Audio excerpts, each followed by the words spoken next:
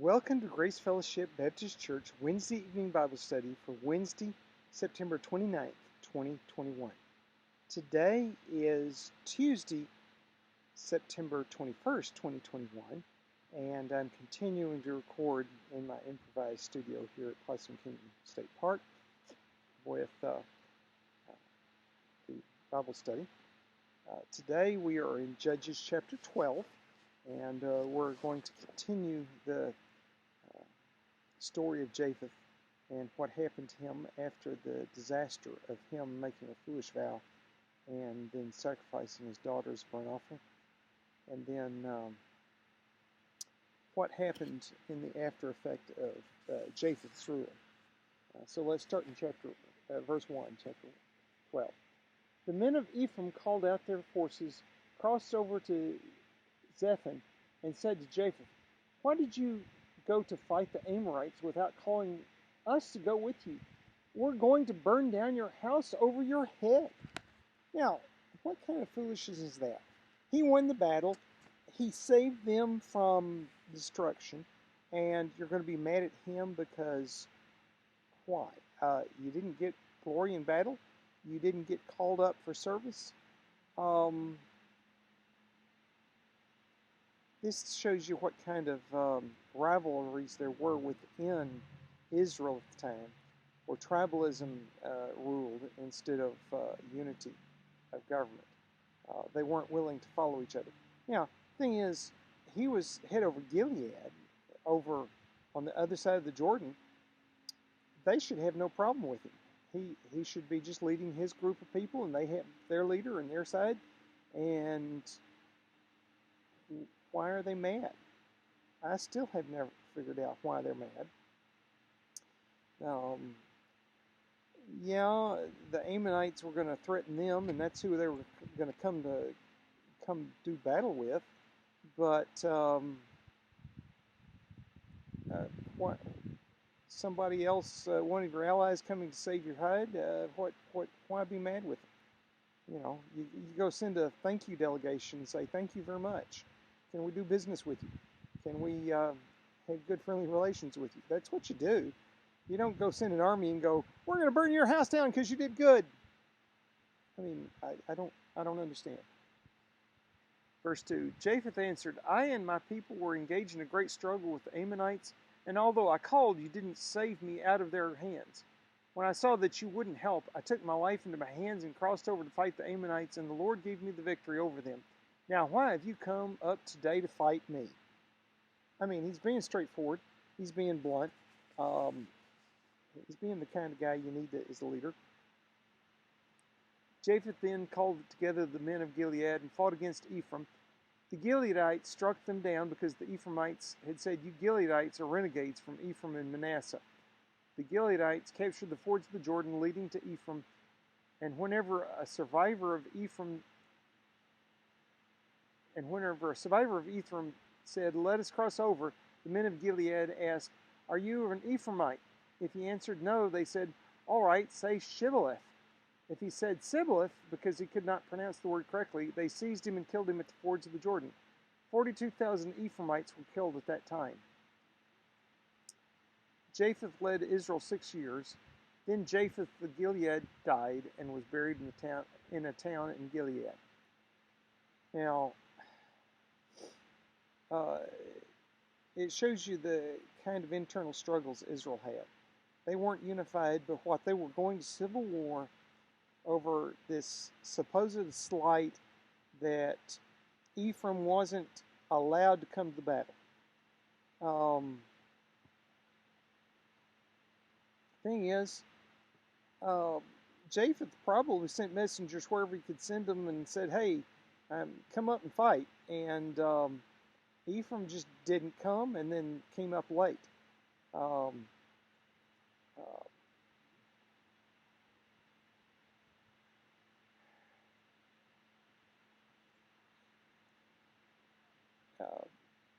This is the half tribe of. I mean, they're on the side of the Jordan. Yeah, they were being threatened by the Ammonites. He saved them out of their hands.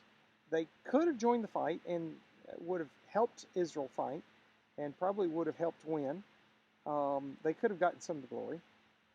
But if they didn't come, if he did send messengers and they didn't come, what right do they have to be mad? Thing is, Japheth also did a foolish thing. He called up his kinfolks, the Gileadites, who he was the head of. He had full right to do it and to defend himself. And they fought a battle and they won. And then when the Ephraimites were running home, they seized the fords of the Jordan. And whenever somebody showed up, there was a difference in dialect. This word shibboleth, sibboleth, depends upon which side of the Jordan you were on, whether you pronounce the first consonant as an SH, as we'd say it in English, or as an S. And it's a sibilant vowel in any case, a sibilant consonant in any case. The sound, whether it's sh or th, but the Ephraimites couldn't say it with the SH. Gileadites said it with the SH. Unclear whether they could say it with an S. But it was a very easy way to tell who was in which tribe. This difference in pronunciation they had. And so they just used a clever way to keep people from claiming to be, a common businessman, just crossing through. No, I wasn't in the battle. I'm carrying the sword because I'm carrying gold, and I'm going from so and so to so and so. Yeah. No, you came from the battle. But there could be a lot of arguing back and forth. But just the simple test of pronounce this word and then mispronounce it, and then get killed. And 42,000 men died that day because they couldn't pronounce the word right. And what a terrible loss that you see intertribal warfare going on, and over trivial things, slights, very, very slightest slight. What was the point? What was the point of threatening Japheth to begin with? I don't get that, and I don't get Japheth's reaction to it. But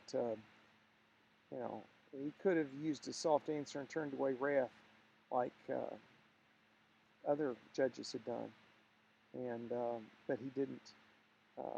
He goes along with this character that would be somebody who would sacrifice his own daughter because he made a foolish vow.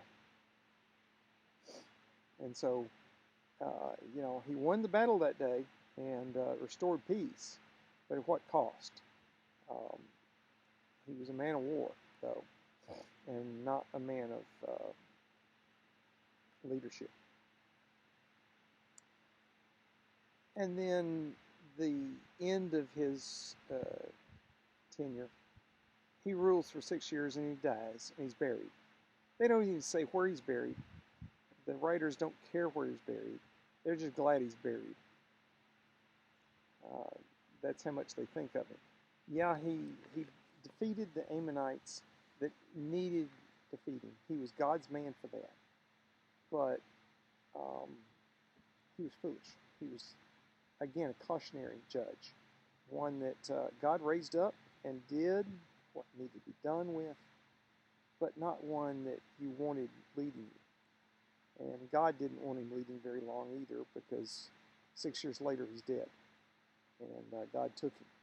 And then the implication is the people had peace.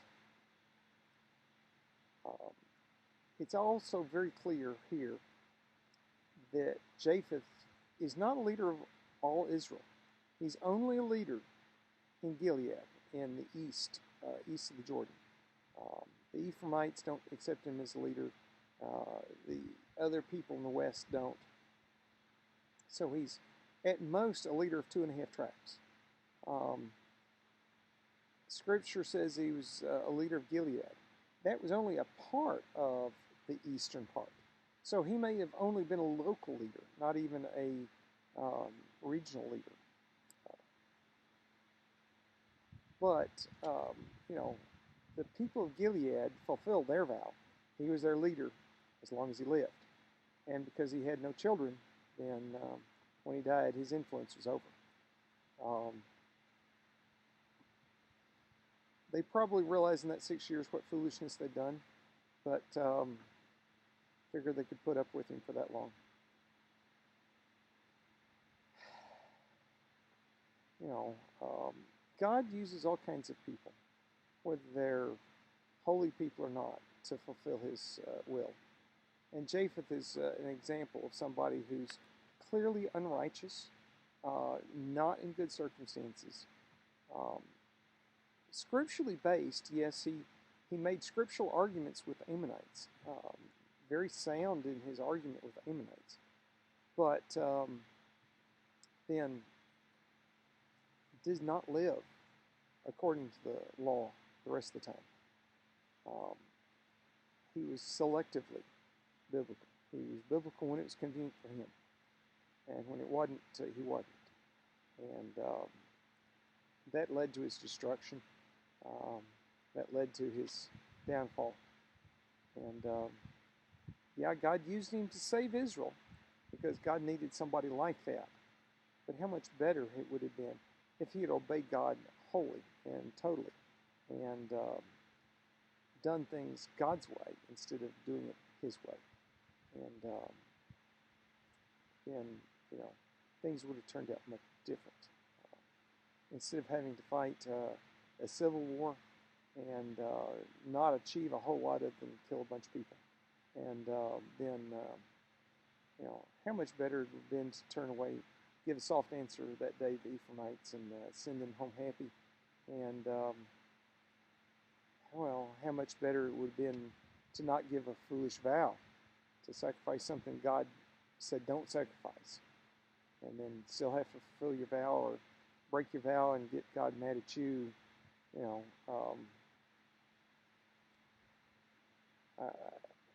myself, for my mind's sake, if I'd been that foolish, I would have been like, God, I was foolish, I was stupid, I shouldn't have done that.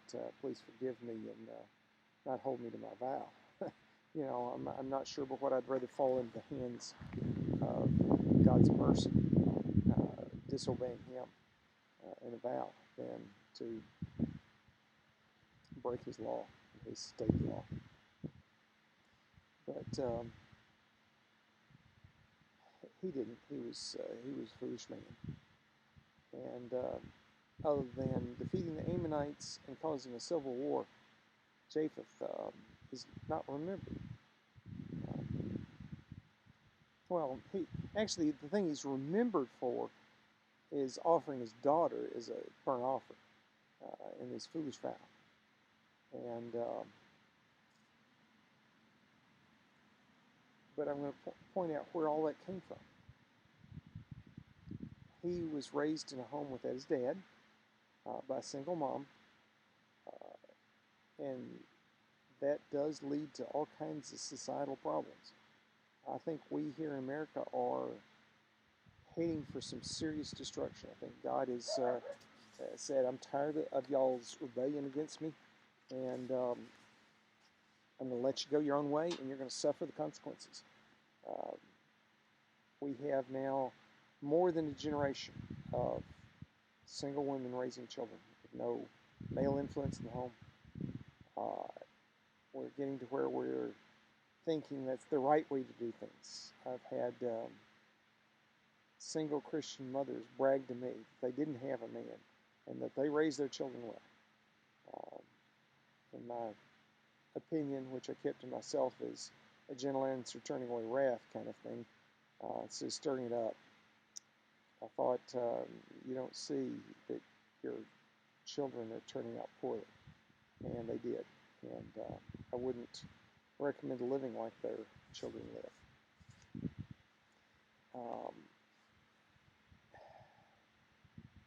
God designed for a man and woman to raise their children together. and that each of them adds to the strengths of parenthood, and they help each other, lean against each other. And I know that Frankie and I work together and consciously work together to raise our children. And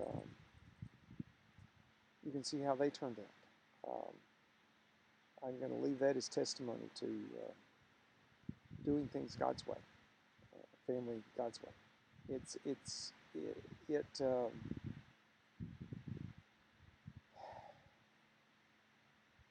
When you don't do things God's way, there's subtle things going. Let's even back up a step before that. Gilead, who fathered Japheth, could have married his mother, should have married his mother. And at worst, could have said, hey, this is my concubine. Of course I'm having sex with her, and this is my children. And as it was, he didn't do that much and left the poor woman to raise this child alone, and didn't have any influence of Japheth. And then he became this horrible caricature of what a believer in God should be. Where, yeah, he could make biblical arguments, but he didn't live that way. How sad. So it's because of the sin of Gilead, yes, you found me, that Japheth is in our scripture, because he saved Israel. God raised him up for that purpose. But how much better would Japheth have been if he had been raised by Gilead in the home and then still raised up to save Israel? He could have had his 30 half-brothers that were leaders of 30 towns behind him from the beginning. He could have been well-versed in Scripture, how to raise his family, how to make vows, etc. He wouldn't have made a foolish vow. He probably would have given a soft answer to the Ephraimites and have them rejoice in his victory. And how much better things would have been. His decision to go to civil war probably led to the next crisis that we're going to study again next week when we go on to the next chapter. That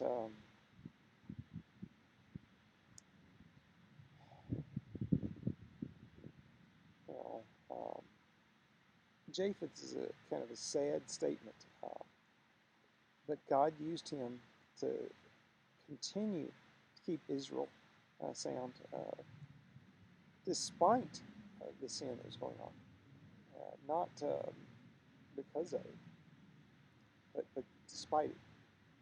He used a flawed, broken man to save Israel, and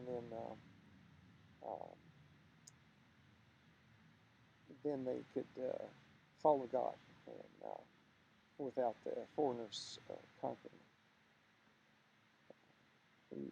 We see through the broad strokes of history, God was still with his people, even if he spoke harshly to them, as it did at the beginning in last week's study, when he said, go to your other gods that you've adopted. You've abandoned me and adopted them. Go to them. Let them save you. All the people knew that the other gods couldn't save. They were just convenient and fun. And let's face it, a lot of those foreign gods were fun to worship. They did things that were fun in their worship. And it was based on what feels good, not what's right. And that's why God had said to wipe them out, is because they were there for their own fun and their own good, and not for what was right and not what was best. And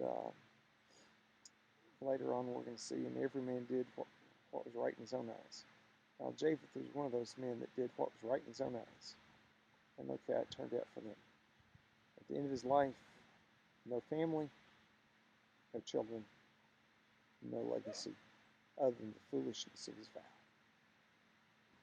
Holy Lord, help us to be people who are not foolish, who are obeying you, who understand your word, who study your word, who take it to heart and live it. And then as we live it, we tell other people about it. That we understand Scripture and how we're to live it. That we would, when we're unjustly accused, we would give that wise and peaceful answer that turns away wrath and have people uh, praising you in the end. Lord, help us not to be foolish in making foolish promises, foolish, rash vows or promises, that we would do what's right, that we would promise what's biblical, and then deliver on the other. Lord, we ask that you bless bless the study of the Word, have us to understand, to open our hearts and minds that we would know more. Then, Lord, have us to go out and after we've learned it, to live it holy. In your holy name, amen. And I hope to see you Wednesday at church. If not, I'll see you Sunday, and then I'll see you back here on YouTube. Y'all have a great week.